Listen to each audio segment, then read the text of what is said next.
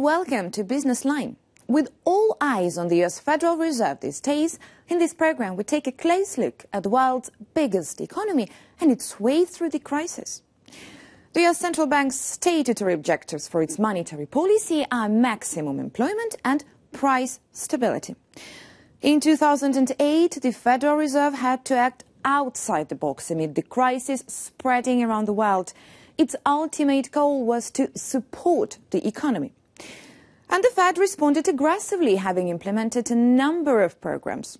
We bring you the timeline of the Fed's unconventional monetary policy options. When the US economy began to stall in 2007, the Fed slashed its key rate in 10 steps from 4.75% in September 2007 to an unprecedented low level of 0 to 0.25% in December 2008. The idea was to prevent a complete financial implosion.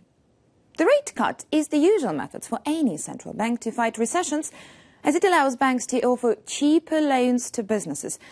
But more was clearly needed considering the scale of the crisis, and that's when the Fed began buying bonds, starting the first round of quantitative easing in 2008. The second round of QE was on from 2010 to 2011 and was followed by the third one in 2012. In total, 6 years of efforts to stimulate the economy and the crippled housing market.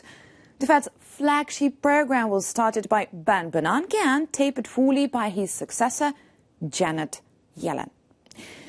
Even after the QE was over, the central bank's committee did not rush to hike the key rate, keeping it near zero. Now, the main question is, how effective have all these measures been? How does the US economy feel 7 years after the Fed has started resuscitating it? Let's focus on the top 3 indicators: GDP growth, unemployment, arguably Yellen's main concern, and inflation. So the economy grew by over 2% in the last quarter. At the same time, the jobless rate dropped to 5%, a key threshold that many in Fed see as consistent with full employment. Inflation, though, has continued to run below the committee's target of 2%. It's not just the Federal Reserve monetary policy meeting that reminds us of the crisis lows of 2008. The week started with oil prices falling to levels last seen during the crisis. It doesn't look like crude prices are going to recover anytime soon, and this fall has little to do with the recovery of the global economy. Oil prices tumbled 4% on Monday, coming close to their 11-year low, amid fears that the global surplus could worsen in the coming months as producing countries engage in a price war. Brent crude fell to just above $36 a barrel for the first time since December 2008. WTI sank to almost the same amount. Both benchmarks have fallen every day since OPEC abandoned its output ceiling earlier this month. The organisation has been pumping near record levels of oil since last year in a bid to drive higher cost producers out of the market. Supplies are expected to grow even more early next year as Iran increases production once sanctions are lifted. Some things never change. Over 50 lawsuits against each other in at least 20 countries over recent years. It's been one of the most closely watched patent infringement trials in the world. And just as it was coming to an end, and after all the twists and turns, it appears Samsung and Apple will probably continue their war next year. This is it. This is IT. As the curtain falls on 2015, we want to end the year the way we started it, talking about Apple and Samsung. First, a little update on the US lawsuit that became the symbol of the smartphone wars. After being condemned for infringing the intellectual property of the iPhone, the Koreans had already managed to reduce the damages once. This week, they were supposed to write a $548 million check to the US giant. Well, now they're asking the Supreme Court to strip down as much as $399 million from the payout. The legal framework, says Samsung, is outdated. Today, the design is not as essential for smartphones, which have many other features, as it was in the 19th century for spoons and rugs. A decision on the case won't come at least until February. In the meantime, the two rivals can keep collaborating in other fields like liquid crystal displays. Or can they? As Bloomberg reports, Apple opened a secret lab in Taiwan to work on new screens.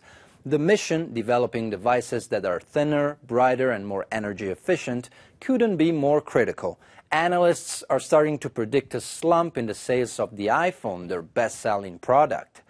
But for Apple, working directly on display technologies could also reduce its reliance on suppliers, like Samsung, for example. That was it. That was IT.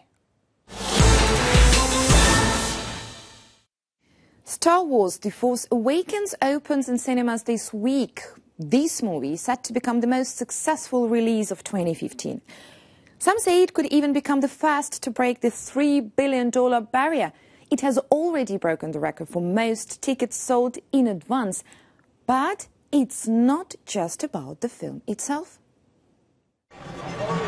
The Force has awakened, and so have the cash registers. The seventh Star Wars film is tipped to become the year's biggest box office success and a guaranteed cash cow for Disney, which bought the rights to the franchise 3 years ago.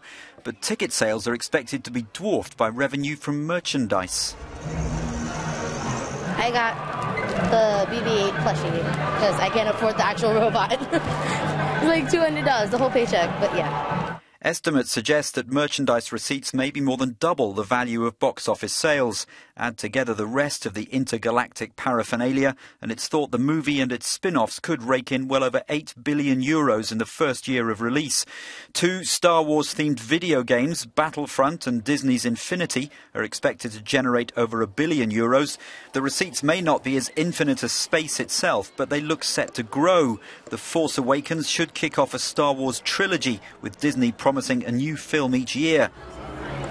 Some analysts, sceptical when Walt Disney forked out $4 billion for the rights, now believe it may have got a bargain. The next few years could spawn a Star Wars bonanza, unless fans fall for franchise fatigue and the Force dies. That was it for now. Thank you for watching, and we'll see you next week.